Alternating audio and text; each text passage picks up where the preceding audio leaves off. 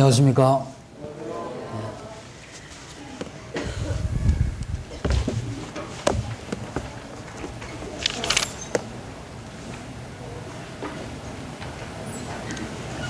하나님 말씀 민수기 14장입니다.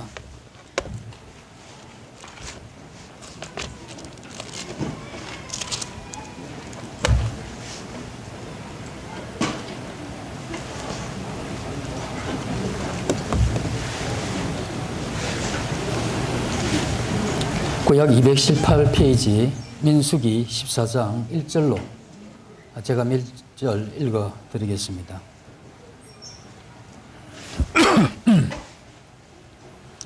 온 회중이 소리를 높여 부르짖으며 백성이 밤새도록 통곡하였더라. 이스라엘 자손이 다 모세와 아론을 원망하며 온 회중이 그들에게 이르되 우리가 애굽 땅에서 죽었거나 이 광야에서 죽었으면 좋았을 것을 어찌하여 여호와가 우리를 그 땅으로 인도하여 칼에 쓰러지게 하려 하는가. 우리 처자가 사로잡히리니 애굽으로 돌아가는 것이 낫지 아니하랴. 이에 서로 말하되 우리가 한 지휘관을 세우고 애굽으로 돌아가자 하매 모세와 아론이 이스라엘 자손의 온 회중 앞에서 엎드린지라. 그 땅을 점탕한 자 중 눈의 아들 여호수아와 여분네의 아들 갈렙이 자기들의 옷을 찢고 이스라엘 자손이 온 회중에게 말하여 이르되 우리가 두루다니며 정탐한 땅은 심히 아름다운 땅이라. 여호와께서 우리를 기뻐하시면 우리를 그 땅으로 인도하여 들이시고 그 땅을 우리에게 주시리라. 이는 과연 젖과 꿀이 흐르는 땅이니라. 다만 여호와를 거역하지는 말라. 또 그 땅 백성을 두려워하지 말라. 그들은 우리의 먹이라. 그들의 보호자는 그들에게서 떠났고 여호와는 우리와 함께 하시느니라. 그들을 두려워하지 말라 하나 온 회중이 그들을 돌로 치려 하는데 그때 여호와의 영광이 회막에서 이스라엘 모든 자손에게 나타나시니라.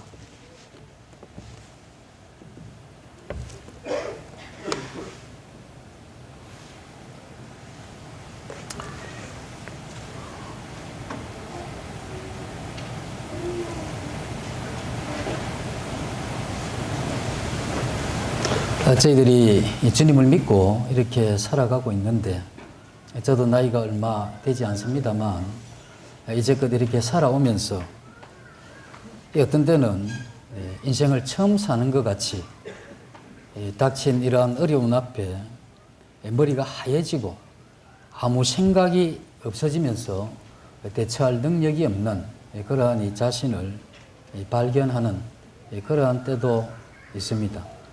그래서 하나님께서 저희들에게 각각의 이러한 힘든 이러한 과정을 저희들에게 주시는데 오늘 이 민수기 14장 이 본문의 말씀을 보면 이스라엘 백성들이 가나안 땅을 점령하는 그런 과정에서 나온 이러한 사건이죠. 이스라엘 백성들이 가나안 땅을 두 번의 이러한 정탐이 있는데 가나안 땅을 점령하기 전에 한 번 정탐을 하고 그 이후에 40년 동안 광야 생활을 한 이후에 다시 한번 정탐을 하게 되는데 이번 민수기 14장 이 부분은 이 첫 번째 정탐을 하고 온 후에 정탐꾼들의 이러한 보고에 대한 이스라엘 백성들의 반응을 이렇게 기록을 해놨습니다. 이스라엘 백성들은 그렇죠. 하나님의 특별한 인도하심을 따라서 400년 넘는 이러한 애굽의 노예 생활을 뒤로 하고 그들이 하나님의 이러한 은혜와 도움으로 참 보부도당당하게 그들이 애굽을 떠나서 이제 가나안 땅에 들어가기 위해서 그 눈앞에 가나안 땅을 두고 바로 이제 이와 같은 정탐꾼들을 보내고 보고를 받는 이러한 장면입니다.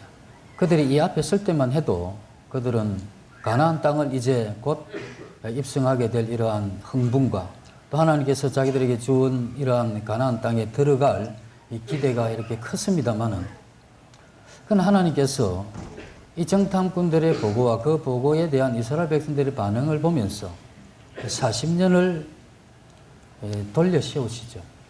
저는 이러한 이 사건을 보면서 하나님께서 어떻게 아니 그걸 보고를 그렇게 하면 이스라엘 백성들이 그러한 보고에 대한 반응이 그렇다 할지라도 좀 다시 교육을 시켜서 그런 이후에 적절하게 들여보내시면 되는데 그들이 다 죽을 때까지 광야에서 그들의 생활을 끝내도록 하는 이렇게까지 하시는 하나님에 대해서 처음에 제가 이 부분을 볼 때 조금 심하신 게 아닌가 하는 이런 생각도 한 적이 있습니다.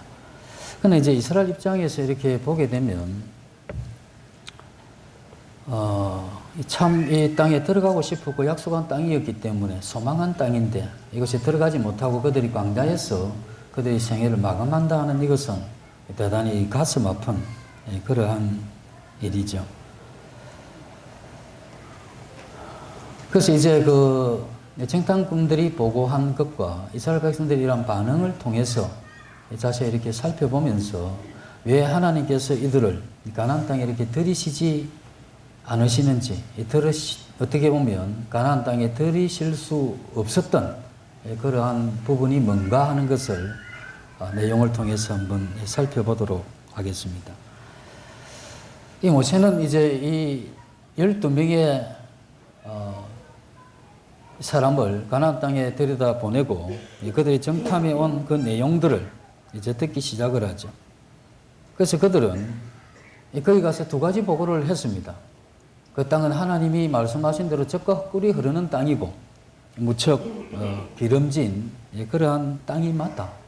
그리고 에서겔을 골짜기로 가니까 두 사람이 포도 한 송이를 어깨에 메고 오는 것을 볼 때에 참으로 이 땅은 하나님이 축복받은 그러한 땅인 것이 분명하다 하는 것 하나와 또 하나는 그 땅에 사는 이러한 원주민들, 이 원주민들은 키와 몸집이 큰 기골이 장대한 사람들이었고 또 발달한 이러한 문명과 그리고 큰 성과 성곽들 또 요새 이런 것들이 있는 참으로 자신들이 그것에 쳐들어가서 정복하기에는 쉽지 않는 그러한 곳인 것을 본 것이죠.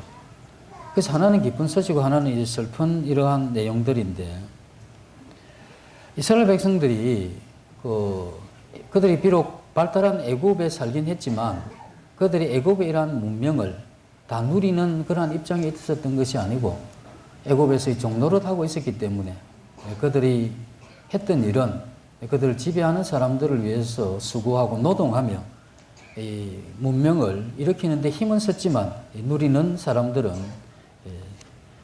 애굽의 그러한 지도자적인 입장에 있었던 사람들이었죠. 그리고 이스라엘 백성들은 유목 생활을 했기 때문에 그들은 발달한 이러한 문명과는 좀 거리가 멀었죠.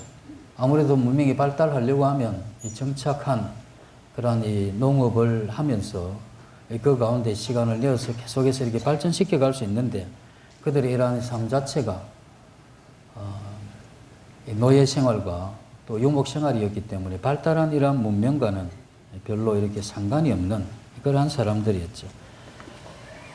하나님께서 가나안 땅을 이렇게 주셨는데 가나안 땅에 이러한 이 남쪽은 애굽의 문명이 있었고 또 바다 쪽에는 이 지중해 문명과 또 위쪽으로 계속해서 많은 이런 문명을 받아들일 수 있는 곳이었기 때문에 가나안 땅은 나름대로 발달할 수밖에 없는 지역이었고 하나님께서도 가나안 땅을 이스라엘 백성들에게 주신 이유 중에 하나가 그 가나안 땅에 들어가게 되면 하나님의 어떠하심을 전 세계에 이렇게 전파하는데 상당히 효과적인 땅이기 때문에 하나님께서 가나안 땅을 주시겠다고 그렇게 약속한 이유 중에 하나죠. 그래서 이러한 이 발달한 땅 그리고 장대한 기골이 장대한 그 원주민들 그리고 이 높은 성곽과 요새 그런데 이것을 취하기 위해서는 그들이 뭔가 큰 위험을 각오해야 되죠.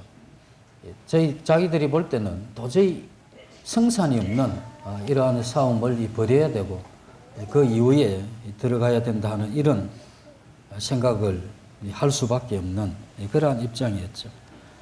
어쨌든 이것을 보고 온 이 정찰을 하고 온 이 사람들이 두 패로 나뉘죠.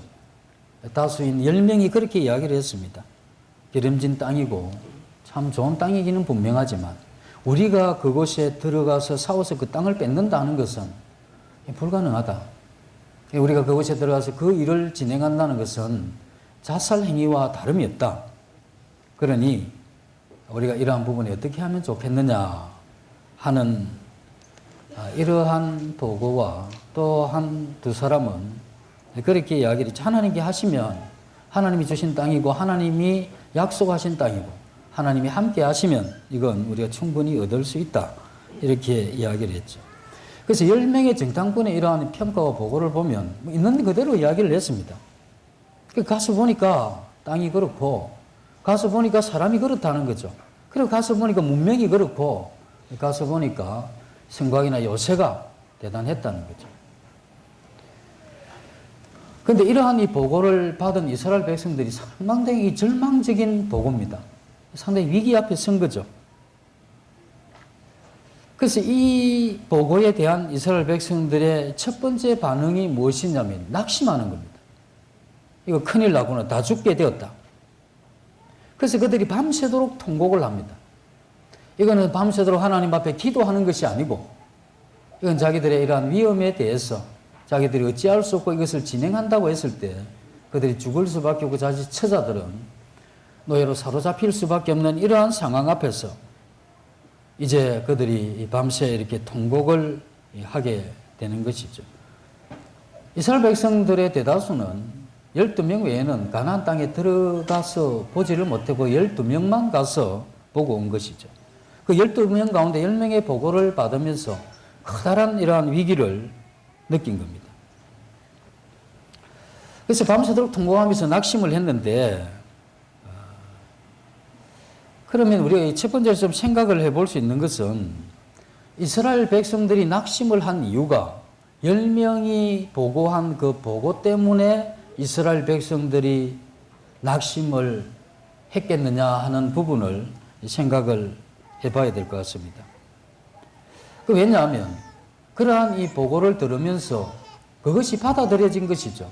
그러니 그것을 들으면서 이거 우리도 이 일에 대해서는 더 이상 전진해서는 안 된다. 다른 방법을 세우고 이것에 대해서는 일단은 멈춰야 된다. 그리고 하나님께서 들어가시라고 한다면 이건 정말 낙심스러운 일이다. 우리 이 상황 앞에서 우리를 지탱해 줄 정신적인 이러한 힘이 없다. 우리의 마음을 유지할 수 있는 이러한 힘도 없다. 그러니 이것은 대단히 낙심스러운 이러한 상황 앞에서 밤새 그들이 통곡을 하게 된 것이죠. 이스라엘 백성들은 이 보고 앞에 그들이 드러났던 것은 뭐냐면 하나님에 대한 믿음이 없는 것을 이 보고 앞에서 그들이 이러한 이 태도를 통해서 그들의 믿음 자체가 드러나게 된 것이죠. 이스라엘 백성들이 애굽에 나올 때는 그들은 하나님을 믿는 믿음으로 그리고 하나님의 인도함을 따라서 모세를 지도자로 해서 그들이 열대 재앙을 뒤로하고 홍해를 건너면서 얼마나 힘있게 전진해 왔습니까? 그런데 그때만 해도 이스라엘 백성들은 참으로 믿음이 있는 사람이라고 생각을 했는데 이 보고 앞에서 그들의 이러한 믿음은 간 곳이 없고 그들이 하나님에 대해서 믿음 없는 그러한 상태인 것을 여기서 드러내고 있죠. 하나님께서 우리를 종종 시험하실 때 두 가지 방법으로 시험을 하시죠. 하나는 우리에게 넘치는 복을 주심으로. 그래서 주신 그 복을 하나님께서 어떻게 사용하는지 그리고 그 복을 받은 그 사람의 마음이 그 복에 대해서 어떠한 태도를 취하는지 이러한 부분으로 때도록 우리가 일하지 않는 부분이었는데 넘치는 이러한 이 축복을 하나님이 주실 때 또 한 번은 아주 부족하게 결핍과 또 고통과 위기 이러한 것을 우리에게 주시는데 이스라엘 백성들이 이번에 당한 이 시험은 이 두 번째 그들이 감당하지 못할 이러한 위기 앞에 이스라엘 백성들을 세운 것이죠. 이스라엘 백성들이 이와 같은 위기 이제 들어가면 죽게 될 것 같은 이 상황 앞에 그들이 서게 되었을 때 이스라엘 백성들이 발견한 것은 이제 자기들의 자신의 이러한 모습이 그 반응 앞에서 그 위기 앞에서 그들의 반응을 통해서 나타낸 것입니다.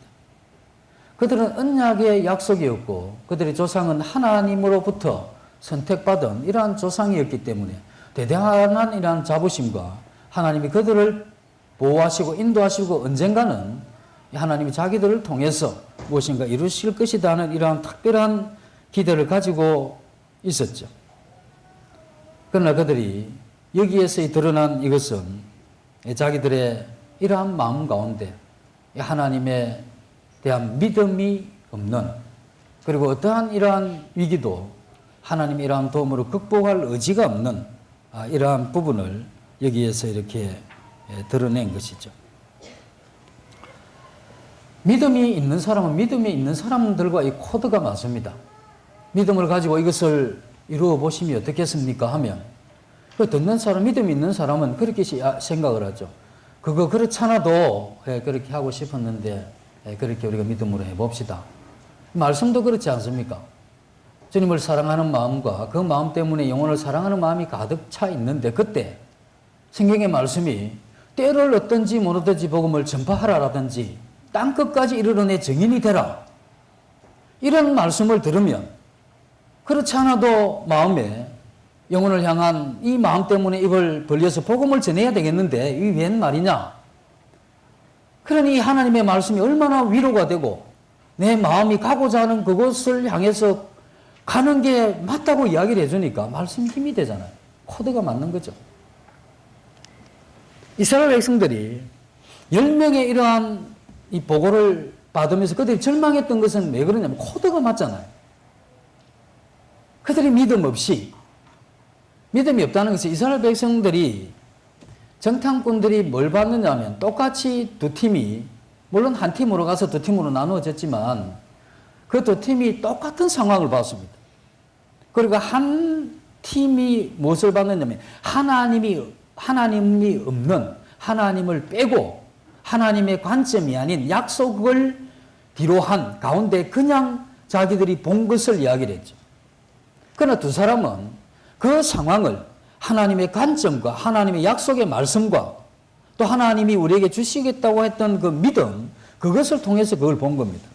첫 번째 10명이 보고했던 것은 하나님이 없는, 하나님을 뺀 있는 그대로의 상황을 본 거죠. 있는 그대로의 상황에서 그들이 있는 그대로 가게 되면 분명히 지게 되어 있는 싸움이죠. 이스라엘 백성들은 어디에 코드가 맞았습니까?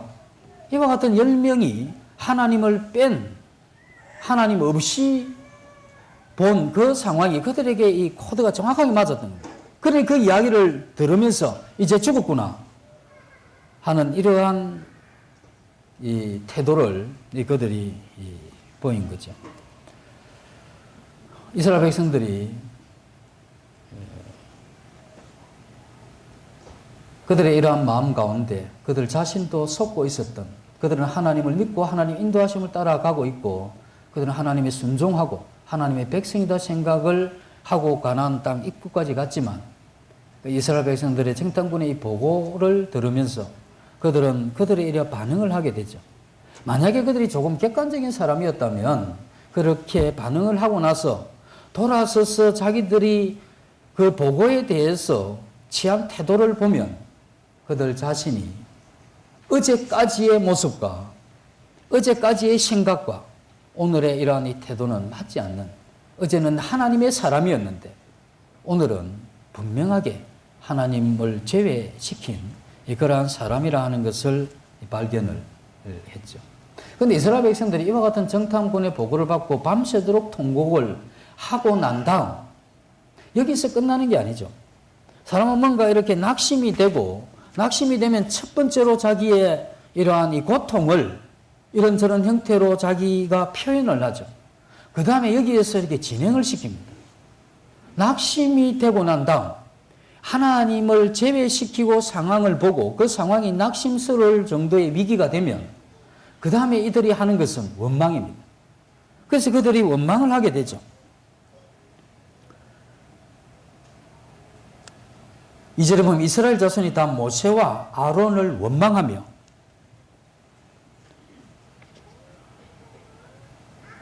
사실 모세와 아론이 뭔 잘못이 있습니까? 모세가 그 애굽에서 어떻게 하면 다음에 자기 왕이 되었을 수도 있지만 이스라엘 백성들을 위해서 이 애굽의 이러한 이 군병을 쳐 죽이고 묻어버리죠. 그렇게 한 그것도 모세가 자신의 어떤 이 유익이나 앞으로 미래의 발전을 위해서 그렇게 한 것이 아니고 그것은 백성을 사랑한 마음이었죠. 그리고 모세가 이 40년 동안 이 광야에서 연단을 받고 다시 하나님의 부를 때에도 모세가 그렇게 이야기를 한 겁니다. 나 안 가겠다고 이야기를 했죠. 가자 해도 모세가 못 가겠다 하나님 야단을 쳐서 거의 뭐 끌고 가다시피 데리고 가는 거죠. 그 모세가 그렇게 이야기를 했죠. 나는 말을 잘 못합니다 하니까 그 자기 형 아론은 끼워준 거죠. 그럼 모세와 아론은 자기들의 목적을 위해서 자기들이 이스라엘 백성을 인도한 것이 아니고 하나님의 강권에 의해서 그냥 이렇게 이스라엘 백성들을 인도해 간 것이죠. 모세의 이러한 소원이 있었다면 이스라엘 백성들을 인도하면서 뭐 특별히 하나님을 향한 특별한 기대가 없었습니다. 단지 모세의 마음 가운데 소원이 있었다면 약속한 그 땅에 이스라엘 백성들 그곳까지 잘 데리고 가는 이 일이 모세의 그냥 소원이었죠. 이것이 모세가 가지고 있던 전부인데 이스라엘 백성들이 왜 모세와 아론을 원망하느냐는 거죠. 뭔가 이렇게 잘 될 때는 자기들의 탓이고 뭔가 이렇게 못 될 때는 이 원망의 이러한 대상을 찾아가는데 사람이 위기와 낙심하고 어려울 때 그때는 우리가 사람을 찾아내죠. 힘들 때 그렇죠. 누가 나를 이렇게 힘들게 했는가? 내가 이렇게 고통을 당하는 지금 내가 고통을 당하고 어렵고 힘든데 내가 참 슬프고 낙심이 되는데 그런데 이것의 원인이 누구냐 하고 이렇게 찾아가면 대개 사람들을 찾아내죠. 그리고 그 사람을 겨냥해서 미워하고 정오하고 분노하는 이러한 마음을 품게 되는데 우리는 이 낙심의 문제를 다르게 보면 낙심은 하나님을 안 믿겠다고 하는 그러한 적극적인 불순종의 형태입니다. 왜 그러냐면 어떠한 위기 상황에서도 하나님의 말씀과 그 하나님의 선하심과 그 능력 이것을 통해서 그 위기를 보면 힘들기는 하지만 낙심은 되지가 않죠. 물론 약간의 이러한 이 낙심이 되긴 하겠지만 그러나 이것을 원망으로 발전시키는 이러한 낙심이 아니고 내가 어쩔 수 없는 인간의 한계를 느끼는 낙심, 그 하나님을 향해서 더 의존하고 더 하나님을 기대하는 이러한 낙심은 되죠. 내가 무능하고 이것에 대해서 이룰 수 있는 힘이 없고 내 자신의 이러한 한계와 내가 보잘것없는 이러한 이 존재이기 때문에 나 존재 자체에 대한 낙심은 되지만 그래서 이 낙심은 크고 위대하시고 나를 인도하실 그 하나님을 더 믿고 신뢰하는 쪽으로 가는 이러한 낙심은 믿음에서 나온 것이지만 그러나 이 환경을 보면서 하나님을 빼버리고 이 환경이 내게 위기가 되고 어려움이 되고 이렇게 했을 때 이제 나 죽는구나. 이제 내가 정말 이렇게 인생을 무참하게 여기서 이렇게 내가 고통을 당해야 되나. 그러면서 참 통곡하는 그 가운데 누가 이렇게 일을 만들어서 나를 어렵게 만들었느냐. 그래서 사람을 찾아가서 원망하는 이 두 가지의 낙심은 차이가 다르죠. 그래서 이스라엘 백성들은 두 번째였습니다. 그들은 하나님을 빼버린 불신앙 상태에서 이와 같은 어려움을 누가 만들었냐. 그래서 우리를 인도한 사람이 누구냐 했을 때 모세와 아론이 그들 앞에 보였던 것이죠. 그래서 그들의 마음 가운데에서는 이들을 향한 그러한 원망이 쏟아져 나왔던 것이죠. 우리는 마음에 있는 어떤 생각을 마음 먹고 있는 것하고 이것을 표현한 것하고는 다르죠. 내가 미워하는 거와 이 미움을 표현해서 살인한 거와는 완전히 다르죠. 그건 제 자체가 완전히 다른 겁니다. 다르게 보면 우리가 하나님을 사랑하는 마음과 그 사랑을 표현하는 것 이것은 또 다른 일이죠. 이스라엘 백성들은 그와 같은 원망의 마음을 분명히 이렇게 표현을 해버린 것이죠. 이건 이미 그들 마음 가운데 있는 이러한 불신앙을 표현하는 데까지 나아가는 이러한 원망을 그들이 하게 된 것이죠. 그 사람은 어려운 일이 있으면 그 원인을 찾는 게 맞죠. 찾는 게 맞고 그렇게 찾아가야 되는 것도 맞습니다. 그런데 이것이 그 원인을 자기와 자기의 불신과 자기의 무능력과 자기의 이 범죄와 연약함과 불신앙 속에서 이렇게 찾으면 좋은데 되게 그렇게 안 하죠. 되게 복음 전할 때도 말씀을 드렸는데 아니 그래 어떤 사람이 청와대 앞에 가서 대통령 죽이겠다고 왜 강원랜드를 만들어서 내가 18억을 거기에 잃게 했냐 이거죠. 자기가 18억을 잃은 그거 원인을 찾다 보니까 이 뭐 대통령 그분이 이걸 허가를 안 냈으면 문제가 없었을 텐데 이와 같이 우리가 어려움을 당하면 사람을 찾아서 원망하는 이와 같은 것이 우리의 마음에 그렇게 많이 있죠.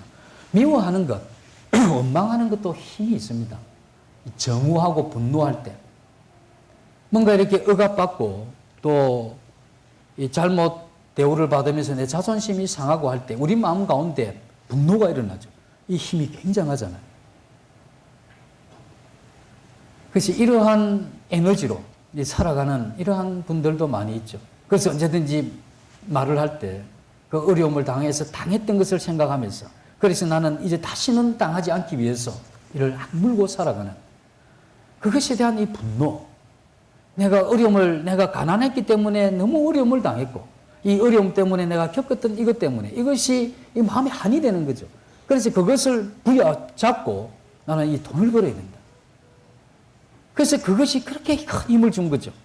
권력에 짓밟혔던 사람들은 어쨌든 내가 그 권력을 잡기 위해서 왜냐하면 내가 그것 때문에 무참하게 내 가정이 어려움을 당했기 때문에 내가 할 수만 있으면 그것을 붙잡기 위해서 가는 그 강한 힘 이런 것이 불신앙 가운데 있는데 이스라엘 백성들에게 그것이 거기에서 나타난 그러한 부분이죠. 그래서 이제 이스라엘 백성들이 하나님을 믿고 하나님의 인도하심을 따라서 그들이 가나안 땅을 애굽 땅을 나와서 가나안 땅으로 이렇게 진행해 오다가 이제 그들이 이와 같은 위기 앞에서 마음이 낙심되고 그리고 원망을 했죠. 그 다음에 그들이 여기에서 멈추는 게 아닙니다. 그 다음에 했던 것은 그들이 하나님을 쫓는 데서 돌이키는 겁니다. 자기 길을 가는 것이죠. 그것이 4절에 보면 이에 서로 말하되 우리가 한 지휘관을 세우고 애굽으로 돌아가자 하며 우리가 이제 망하게 되었다. 우리 처자들이 사로잡히게 됐다. 이런 이야기를 하면서 이렇게 죽는 것보다 우리가 다시 애굽으로 돌아가는 것이 낫지 않아야겠느냐. 그래서 모세와 아론은 이제 이러한 이 지휘관의 자리에서 끌어내리고 우리는 새로운 지휘관을 세웠어. 생각이 우리와 같은 그런 사람을 세워서 애굽으로 돌아가자. 이렇게 이야기하자면 애굽이 그렇게 그들에게 좋은 기억이 있는 곳이냐 했을 때 그런 곳이 아닙니다. 그들이 애굽에 종살이 하면서 하나님 앞에 부르짖었죠. 고통 때문에. 근데 부르짖었는데 그것이 하나님을 향한 간절한 기도 이런 형태가 아니었습니다. 너무 힘드니까 나 죽겠습니다. 이렇게 한 거죠. 근데 하나님의 자비로운 마음이 그들의 고통 속에서 울부짖는 소리를 들으면서 은혜를 베풀고 자비를 베푼 것이죠. 그래서 그들이 애굽에서 이러한 생활은 고통스러운 생활이었죠. 그들이 거기서 고깃국을 먹고 뭐 부추와 마늘과 참 좋은 음식을 먹었다 하지만 그것이 짧은 시간이었죠. 애굽에 있는 사람들이 왜 이스라엘 백성들에게 좀 먹였습니까? 먹여야 일을 시킬 거 아닙니까?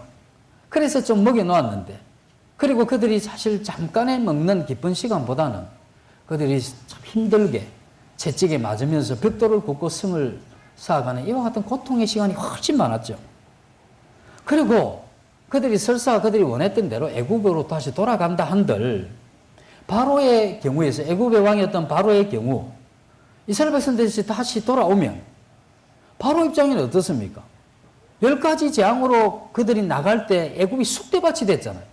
그리고 자기의 첫째 아들인 자기 왕이 되었을 그 아들도 죽었던 이와 같은 이 아픈 상처를 가지고 있는 게 이 바로인데 그 애굽의 왕인데 이스라엘 백성들이 다시 그렇게 돌아가면 그 바로 왕이 환영을 하면서 만찬을 베풀면서 파티를 하겠습니까?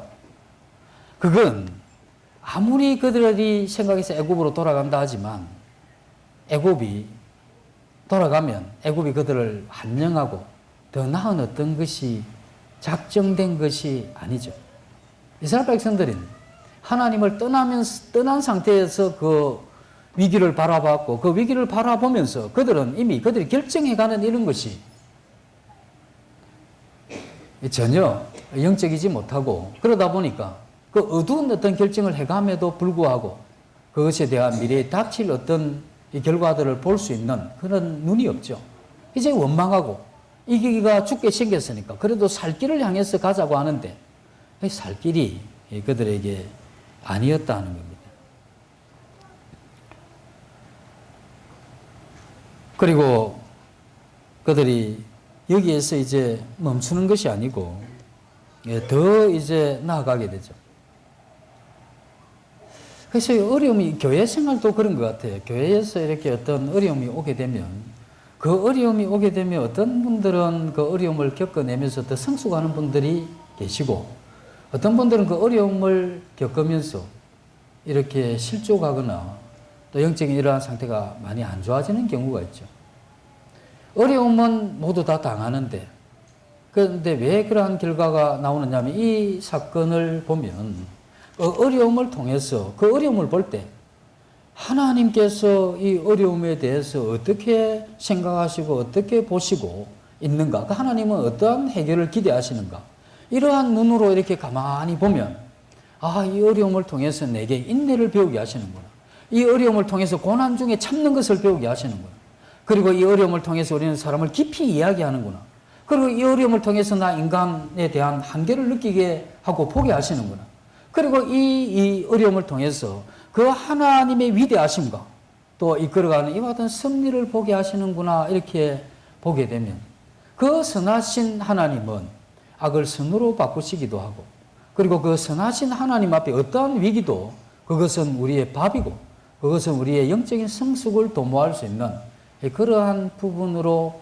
보는 분은 영적인 성장을 가지게 되지만, 그러나 그 위기를 보면서 이 어려움에 대해서 낙심이 되는 거죠. 내가 주님을 믿어봐도 별 것 없구나. 내가 주님을 믿고 이렇게 가지만 이 어려움을 당할 때 정말 뾰족한 길이 없구나. 이제 나 정말 힘들게 생겼구나. 내 하나님을 믿으면 나를 좀 이렇게 잘 인도하실 줄 알았는데 하나님이 좋게 인도하시기는커녕 나를 이렇게 함정에 빠뜨리시는가. 그리고 나가 뭐 이렇게 잘못했는데 하나님께서 내게 이런 어려움을 주시는가 하는 이런 생각이 들죠. 그 낙심이 되는 겁니다. 그러면서 누구 때문인가 적절히 원망도 하고, 그러면서 이제 내가 섬겨오던 어떤 부분들을 손을 놓죠. 저희가 교사의 일을 하다가 하기 싫은 겁니다. 그래서 그 교사 일을 하기 싫다 이렇게 이야기할 수는 없죠. 주님께서 요즘 제게 또 다른 바쁜 일을 보이셨기 때문에 제가 당분간 이 학생의 일을 다음 주님 은혜 허락하실 때까지 잠깐 쉬겠습니다. 이제 그 하나님을 향해서 가던 그 길을 돌이킵니다. 그럼 학생회 때 드렸던 그 시간은 자기가 원하는 세상에 그런 쪽으로 돌려버리는 거죠. 그래서 지속적으로 어떤 일을 헌신해 가는 것은 무척이나 힘듭니다. 주일학교든 학생회든, 그리고 끊임없는 어떤 교회의 화장실 청소든 어떤 종류의 섬김이든 그것을 계속 해간다는 게 너무 힘들어요. 저희 서김의 교회 어떤 교수님이 구원을 받았습니다. 제가 말씀을 드렸죠. 아, 이 구원을 받으셨으니까 원래 이 교회는 이 섬김을 배우셔야 됩니다. 그래서 점심 식사를 하고 난 이후에 커피를 좀 이렇게 뽑으셔서 연세 드신 분들한테 이렇게 좀 주시는 이게 좋은 훈련이 될 것 같습니다. 이렇게 했더만 처음 예수님 믿으면 잘 순종하잖아요. 순종을 하시더라고요. 그런데 이제 한 6개월 하더만 저보고 좀 보세요. 그래서 왜 그러십니까 하니까, 아니 이럴 수 있습니까? 제가 이 커피를 뽑아서 이렇게 드리는데 아니 저 형제님이 자기를 보지도 않고 한 손으로 이렇게 받더라 이거지. 어떻게 예의가 이렇게 없을 수 있습니까? 네? 뭐 이렇게 뭐 감사하다는 이야기는 안 해도 되지만 커피를 주는데 어떻게 이렇게 받느냐 이거죠. 그래서 제가 너무 힘듭니다.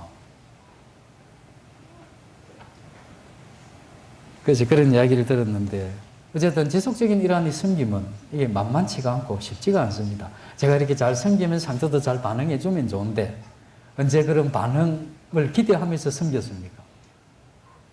그런데 이러한 그것도 작은 위기죠. 그래서 자기가 그 이야기는 뭐겠습니까? 그거 안 하고 싶다는 이야기잖아요. 그래서 제가 그런 이야기를 했죠. 그게 극복될 때까지 하시는 게 아주 유익할 것 같은데요.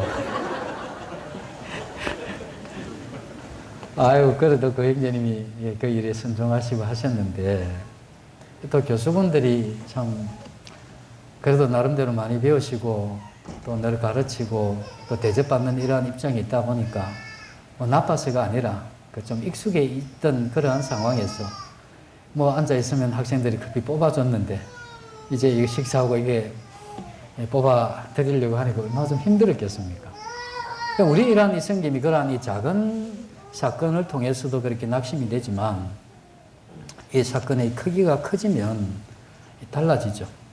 내가 이렇게 주님을 섬겨갔는데 이렇게 하시면 이제 생각을 잘 못하게 되면 자기가 하던 이러한 이 섬김을 전부 돌이키게 되는 이런 데까지 가게 되죠. 그래서 교회에서 지속적으로 어떤 일을 섬긴다는 것은 주님을 배우는 데 있어서 상당히 효과적이고 좋은 것 같습니다. 어려우시더라도 그러한 일이 있을 때 그때 내가 섬기면서 그 섬김을 받는 형제의 예의 없는 태도보다 그것을 생각하기보다 그럼에도 불구하고 내가 그것을 참고 섬기지 못하는 그러한 이 자신의 이 섬김의 약함에 대해서 반성하고 주님 앞에 이 정도밖에 섬김의 마음이 없는 이러한 것에 대해서 자기를 다시 돌이키고 저 형제가 얼굴을 안 보고 커피 한 잔 받은 그것이 그렇게 마음이 힘든 어떤 이런 것보다 그것을 참아내지 못하고 또 그 형제를 그런 부분에 대해서 이해하지 못하고 이 섬김을 멈추려고 하는 이러한 영적인 약함에 대해서 돌아보면서 다시 한번 주님 앞에 은혜를 구하면서 그 길을 가는 것 이것이 필요했는데 이스라엘 백성들은 그렇게 안 했죠. 그리고 이제 그들이 마지막에 했던 게 뭐냐면 이제 하나님을 향한 노골적인 반역으로 나타나요. 10절에 보시면 9절부터 보시면 다만 여호와를 거역하지는 말라 또 그 땅 백성을 두려워하지 말라 그들은 우리의 먹이라 그들의 보호자는 그들에게서 떠났고 여호와는 우리와 함께 하시느니라 그들을 두려워하지는 말라 하나 온 회중이 그들을 돌로 치려 하는데 그때 여호와의 영광이 회막에서 이스라엘 모든 자손에게 나타나시니라.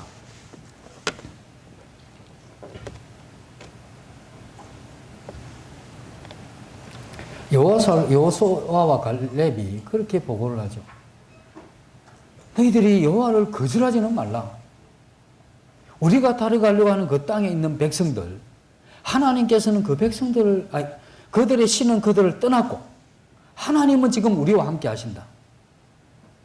그래서 그들은 우리의 밥이다. 우리가 하나님의 말씀에 순종해서 하나님을 믿고 가면, 하나님께서 이 일에 대해서는 약속하신 것이기 때문에, 이건 우리 땅이다. 그들이 아무리 커 보이고, 우리는 작아 보인다 할지라도, 그들보다 훨씬 큰 하나님이 함께 하시기 때문에, 가는 거다. 그러니 우리와 함께 하시는 그 하나님을 거역하지는 마라. 그러면 성산이 없는 거기 때문에.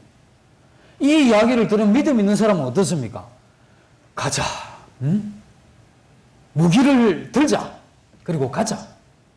그리고 우리가 기도하는 마음으로 가자. 하나님이 앞서서 일하실 거다. 얼마나 힘이 나는 이야기입니까? 그런데 이스라엘 백성들이 그것을 들으면서 했던 행동이 뭡니까? 돌을 집어들은 겁니다. 그리고 그렇게 이야기한 여호수아와 갈렙을 딱 찍으려고 하는 하나님이 그때 영광 중에 나타나지 않았으면 여호수아와 갈렙은 그날로 죽는 거죠. 그들이 이스라엘이잖아요. 이스라엘이 돌로 찍어서 사람을 죽이는 것은 어떤 것이냐면 하나님의 영광을 갈망하는 사람들이 하나님의 영광을 더럽히는 일이 구체적으로 드러났을 때 하나님의 영광을 갈망하는 그 마음으로 하나님의 영광을 위해서 돌을 그 사람에게 찍는 것이죠. 여기서 여호수아와 갈렙은 하나님의 영광을 드러내는 이야기를 한 거죠. 약속의 말씀을 믿고 그렇게 하자라고 이야기했습니다. 하나님의 영광을 드러내는 사람을 하나님의 영광을 뒤로한 사람들이 돌로 이렇게 찍으려고 했던 거죠.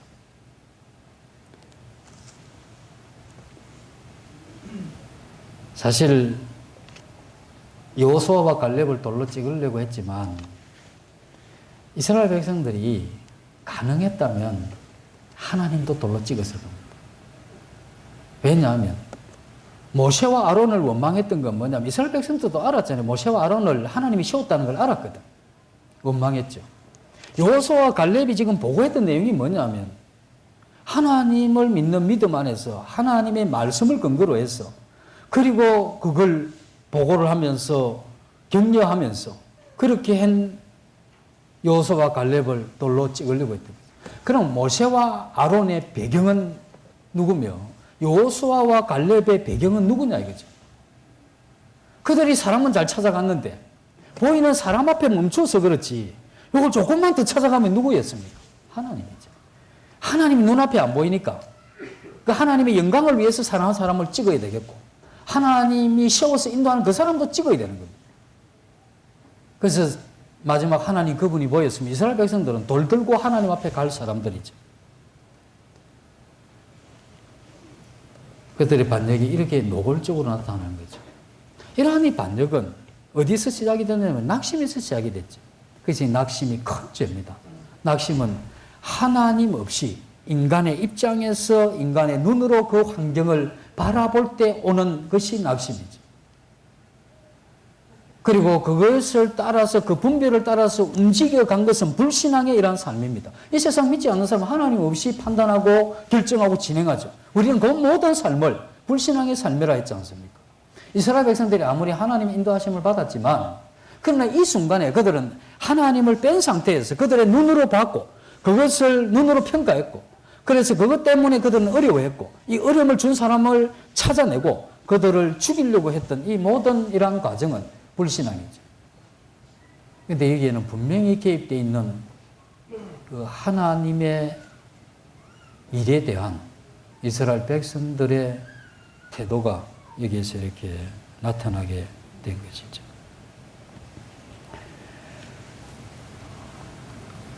이스라엘 백성들이 이 비관적인 보고를 들었죠. 그래 다리 힘이 풀린 겁니다. 그리고 마음을 지탱하는 이 정신의 힘도 풀린 거죠. 그래서 이 마음이 떨어진 이 낙심을 그들이 하게 됐는데 이것이 인간적인 연약함이냐 하는 걸 볼 필요가 있는데 인간적인 연약함이 아닙니다. 이건 인간적인 연약함이 아니고 그들의 불신앙이죠. 그들의 마음은 가나안 땅을 기대했습니다.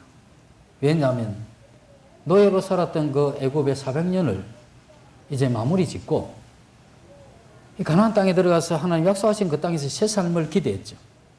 그런데 이스라엘 백성들의 마음 가운데 가나안 땅은 탐욕으로 기대했던 겁니다. 그들의 탐욕이었고 욕심이었죠.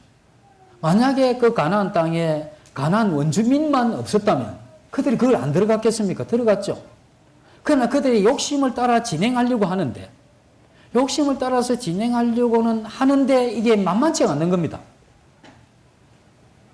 없었으면 들어갔을 텐데.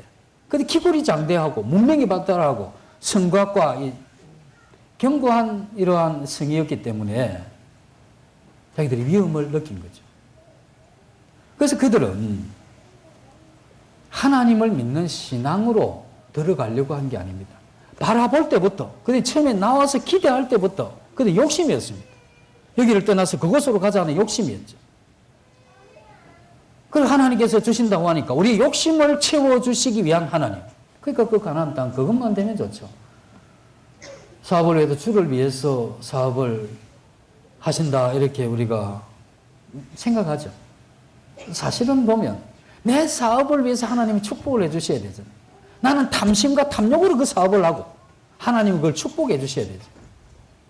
그런 일에 대해서 하나님이 절대 축복하실 수가 없는 이유가 하나님은 그 가나안 땅을 이스라엘 백성들에게 주기를 원했던 것은 맞는데 그들의 탐욕을 만족시키기 위해서 가나안 땅을 주기를 원했던 게 아니고 그들이 그 땅은 믿음으로 들어갈 수 있는 땅이라 하는 것을 그들에게 보여주기 위해서 이스라엘 백성들을 그곳에 들어가지 못하도록 막으신 거죠. 우리 영적인 이러한 이 편안함, 또 하나님이 주시는 기쁨, 하나님이 주시는 만족, 어떤 이런 것들을 우리가 원하죠. 근데 되게 많은 순간 우리의 욕망이 그런 겁니다. 슬픈 것보다 기쁨이 좋고 불안한 것보다 평안한 게 좋잖아요. 우리의 욕심과 탐욕은 우리의 영적인 결과로 오게 되는 이것들을 우리의 욕심으로 다 원합니다. 그러나 그것이 원하는 그것은 믿음으로 우리가 가질 수 있는 것이지 우리의 탐심으로 이룰 수 있는 그런 종류의 것이 아니죠. 많은 우리의 신앙의 이러한 삶을 보면 그러한 일들이 일어나게 되죠. 이스라엘 백성들이 그들이 원하는 대로 다 해줬다면 모세와 아론은 잘리는 거죠. 그리고 여호수아와 갈렙은 돌에 맞아 죽고 그리고 한 장관을 세웠어. 그리고 애굽으로 다시 돌아가는 것. 이것이 불신앙을 가졌던 이스라엘 백성들의 계획이었습니다. 근데 이와 같은 계획이 어디서 나왔느냐 했을 때 이건 다 사단의 속임수입니다. 그 환경을 보면서 그 어려움을 보면서 하나님을 제외시키고 그것을 보고 평가하고 또 그 평가한 대로 내 삶을 결정하고 진행하는 이것이 그들의 최선이라 했지만 이 사단의 속임수죠. 왜냐하면 그들이 다시 세상으로 가는 거지 않습니까? 우리가 다시 세상으로 간다고 생각할 때 우리가 세상에 있다가 이 교회로 주님께로 왔는데 그때 우리는 세상을 향해서 이야기를 했습니다. 난 나쁜 놈이다. 너 나를 이때까지 속였지 않느냐? 다시는 너와 함께 할 수 없다. 내가 아무리 좋은 걸 준다도 나는 그걸 거절한다. 그리고 너가 좋고 나쁘다. 그러면서 그 세상의 심장에 우리의 칼을 찌르고 온 겁니다. 그 세상이 우리 주님을 싫어했듯이 우리도 이제 싫어하는 거죠.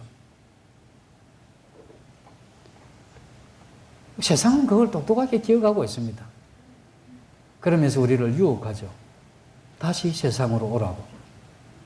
우리가 다시 세상으로 가면 세상이 우리를 환대하고 만찬을 베풀어 주리라고 이렇게 생각하는 그런 사람은 없잖아요. 그렇게 될 수가 없는 것이죠. 만약에 우리가 예수님을 믿고 변절해서 이 세상으로 다시 갔는데 거기가 정말 좋았더라고 하면 이런 사람도 있어야 되잖아요. 세상에 있다가 교회로 와서 정말 세상을 버리고 교회에 오니까 하나님이 주시는 특별한 이 은혜를 누리면서 정말 좋습니다 하는 그게 성공에 가까운 이 수기들이 있잖아요. 그게 간정수기라 하죠. 근데 이 교회를 떠나서 세상으로 갔는데 야, 세상에 오니까 너무 좋더라. 이렇게 해서 쓴 간정수기를 들어본 적이 있습니까? 만약에 그랬다면 그 사람 구원 안 받은 사람이죠. 잠시 왔다가 간 사람이죠. 그 세상에 우리가 다시 돌아가기는 이미 늦었습니다. 사실 세상에 돌아갈 것 같으면 처음에 믿기 전에 믿을까 말까 할 그때 돌아갔어야 되지. 이미 이렇게 들어오고 난 다음에 다시 돌아가는 건 가면 비참해집니다. 이 세상이 우리를 유혹하고 이제 걸려들게 되면 우리가 유혹할 때는 뭔가 아름다운 게 있는 것 같고 좋을 것 같고 뭔가 이렇게 세상을 향해서 가면 뭐 성공할 것 같고 거기에는 내가 원하는 게 있는 것 같고 참 쾌락과 즐거움과 만족이 있을 것 같은 형태로 아름답게 우리에게 다가오지만 그것을 취해서 들어가게 되면 세상은 그때 본색을 드러내는 거죠. 무참하게 우리를 짓밟습니다. 이건 교회 가도 이제 안 되고 이 세상에도 안 맞는 겁니다. 그래 어디에서든 자기가 이 인간으로서의 가치 있는 삶을 살 수 있는 어떤 그게 전부 끊어져 버린 거죠. 세상에 가서 이렇게 해보려고 하니까 이게 믿는 믿음 때문에 걸리고, 믿음으로 오자니까 또 이 세상에 이게 또 권리가 있는 거죠. 이러지도 못하고 저러지도 못하는, 이렇게 우리를 질밟는 것이 세상이죠. 그래서 믿고 온 믿음의 길은 다시 돌아가서도 안 되고 돌아갈 길도 없습니다. 돌아간다면 비참해지는 거죠. 차라리 이 위기 앞에서 무릎을 꿇고 엎드려서 하나님의 은혜를 구하는, 이게 이런 식으로 마지막 승부를 걸어야 되는 거죠. 그냥 주님이 나를 죽이시면 내가 죽겠습니다 하는 형태로 이 위기나 이 어려움 앞에 우리의 이 신앙과 이 생애를 걸고 가는 게 훨씬 낫습니다. 그러면 훨씬 낫죠. 하나님의 그 자비와 은혜와 긍휼이 있잖아요. 그 위기 앞에서. 그리고 하나님의 넘치는 그 능력이 더 있지 않습니까? 나 비록 약하고 힘없고 해결책 없고 머리가 하얘지고 어찌할 바 모른다 할지라도 우리의 손을 잡고 가시는 그분이 그 일을 이루어 가신다는 거예요.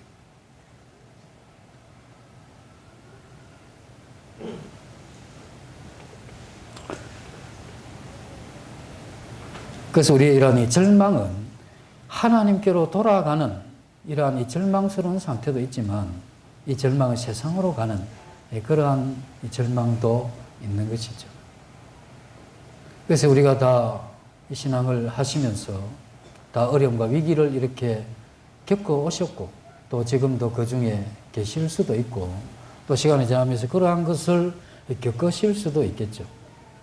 그러나 이러한 이 낙심 쪽으로 우리의 마음을 기울이시면 하나님을 뺀 상태에서 하나님을 제외시키고 그 어려움과 그 고통을 이렇게 보시게 되면 분명하게 낙심의 이러한 쪽으로 그리고 원망과 세상을 향한 방향으로 이 길을 걸어가게 되는데 거기에는 소망이 없습니다. 그래서 우리는 이 낙심을 할 때 가는 길이 있죠. 낙심, 원망, 하나님으로부터 세상으로 돌이킴, 그리고 적극적으로 하나님의 영광을 대적하는 이러한 방향으로 이렇게 수순이 그렇게 잡아지죠. 그런데 위기가 왔을 때 하나님의 이러한 관점을 보게 되면 그 위기 속에 소망이 있죠. 하나님께서 이 일을 허락하신 특별한 이유가 있을 것이다. 지금은 내가 그 이유를 모르겠지만 하나님께서 그 이유를 가지고 이 일을 허락하셨기 때문에 나는 이것을 통해서 뭔가 하나님의 특별한 것을 내가 배우고 알고 경험하게 하는 이 일이 분명하다. 그렇게 되면 새로운 눈이 뜨이죠. 하나님께서 내게 허락하신 이 어려움은 우리 마음에 특별한 것을 보여주십니다. 하나님이 우리에게 주신 어려움이 큰 만큼 하나님께서 우리에게 위로도 크고 그 고난이 격한 만큼 하나님께서 우리 마음에 하나님에 대한 깨달음도 크죠. 그래서 고난당한 만큼 하나님을 깨닫는 것도 클 수밖에 없는 거죠. 그러니 고난받는 것이 내게 일어나야 내 주의 윤례를 배운다고 시인이 그리 이야기를 한 그것은 우리가 이 고난의 때에 어려운 때의 위기 앞에서 우리는 그것을 그대로 경험하는 이와 같은 신앙을 주셨죠. 새로운 시야를 이렇게 가지게 되는 거죠. 소망을 가지면. 위기 앞에 소망을 가지면 새로운 시야를 가지게 되는데 이 새로운 시야를 가지게 되면 모든 사람이 용서가 되죠. 그도 약해서 그렇고 그도 믿음에 떨어졌기 때문에 어쩔 수 없이 그리 했던 그 인간의 믿음의 약함을 본 거죠. 그리고 어떻게 보면 그도 사단이 한 피해자고 그도 잘하고 더 주님 앞에 바르게 할 수 있었을 텐데 저렇게밖에 하지 못하는 그의 신앙의 연약함을 보면서 그를 미워하고 정화하기보다는 도리어 긍휼히 여기고 그가 회복되기를 기도하는 이러한 마음은 소망이 있는 사람에게는 그게 가능하죠. 그리고 다시 한번 하나님의 도움을 받아서 내게 주어진 의무를 충실히 행하고 그리고 하나님의 이러한 사랑을 힘입어서 그 길을 계속 갈 수 있는 것이죠. 이 낙심은 참 이렇게 생각이 들어요. 나만 참 가여운 사람이다. 나 참 가여운 사람이라고나 할까. 정말 나 힘든 사람이다. 세상에 믿을 사람 없고 뭔가 도움이 되는 사람이 없고 앞을 보나 뒤를 보나 옆을 봐도 아무도 어떠한 환경도 내게 다 해로운 것이구나 하는 이런 생각이 들면서 자기를 아주 불쌍히 여기죠. 그래서 자기는 참 지극히 불쌍한 사람이었다. 그때 우리가 생각이 되는 하나님 앞에 긍정적이었던 때를 생각하고 내가 불쌍하다고 이렇게 생각이 들 그때에, 그리고 내가 너무 많은 피해를 입었다고 생각할 그때에, 그리고 내 주위에 원망해야 될 사람이 너무 많이 눈에 보일 때, 그때 우리가 다시 한번 생각을 해야 되는 겁니다. 이 일에 대한 하나님이 내게 주신 소망이 무엇입니까? 하는 이러한 소원을 하나님 앞에 드리고 하나님 그 소원을 강하게 아뢰면 하나님이 원하셨던 건 그거죠. 그 고난을 통해서 하나님이 우리를 죽이시려고 한 건 아니죠. 그리고 하나님께서 우리에게 그 선하신 분이잖아요.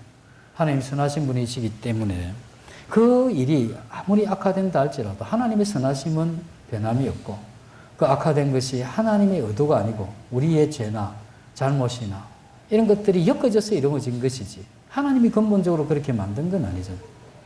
그러나 하나님은 선하시기 때문에 우리의 잘못으로 인해서 만들어낸 이러한 위기와 또 이러한 어려움 앞에서도 하나님 그 선하심을 우리에게 보인 것이죠. 하물며 하나님께서 가나안 땅에 들이시겠다고 약속하셨고 이스라엘 백성들의 의도가 아닌 하나님의 의도가 있는 그 길을 인도해 가실 때 이건 분명히 이스라엘 백성들을 죽이려고 한 게 아니고 그 길을 통해서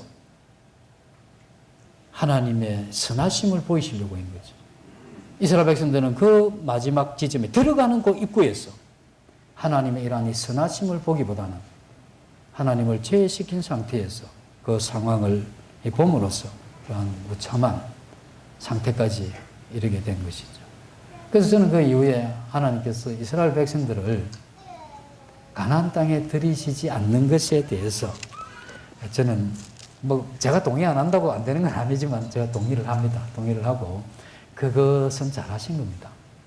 지금도 그것은 유효하고 저도 그 어려움 앞에 만약에 그렇게 하게 되면 제 마음에 이러한 안식을 안 주시는 것은 하나님이 옳으시고 그것은 선하신 거다. 내가 위기 앞에 내 마음이 평안함을 얻기를 원하지만 이게 탐욕일 수도 있다는 거죠. 그러나 그 위기 앞에 내 이러한 믿음의 태도를 보시면서 그 믿음을 보시면서 내게 주시는 것이 마음의 평안이지 내 태도는 원망이 있는데 어떻게 내가 안식을 얻을 수가 있겠나 하는 그러한 교훈을 제가 받게 됐습니다.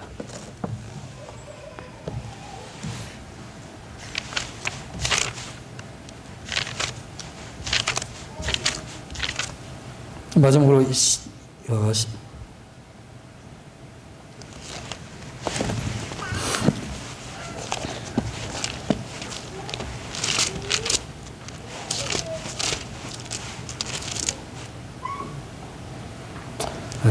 기억력이 이래 가지고 시편 42편 11절입니다.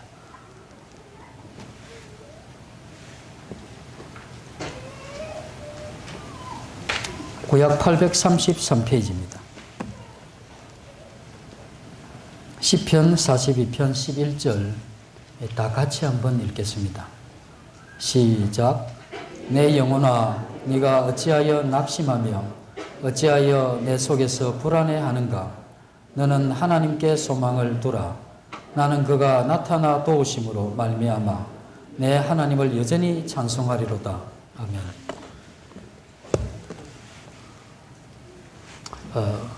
이 서대문 캠프가 1년 내내 이렇게 준비하시고 또 기대하는 이러한 이 캠프에 전국에 훌륭하신 형님들이 많으신데 저를 이렇게 불러주셔서 감사를 드립니다. 제게도 이러한 이 캠프가 많은 위로와 또 다른 이러한 의미를 가지는 그런 좋은 시간이었습니다.